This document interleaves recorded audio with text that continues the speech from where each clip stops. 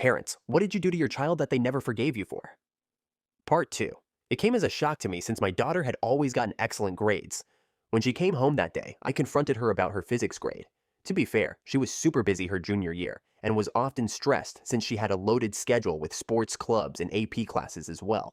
So when she came home that day, I could tell she was in a tense mood, but I knew I needed to address her failing the class before she actually did.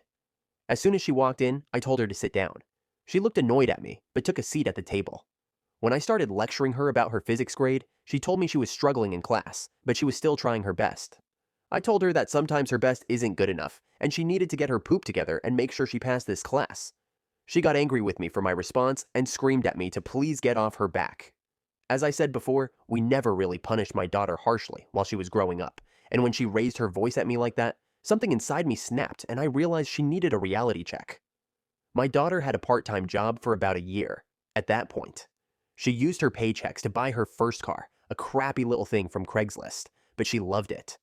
I didn't know much about my daughter's life, but I knew she cared about that car, so that's the route I used to punish her.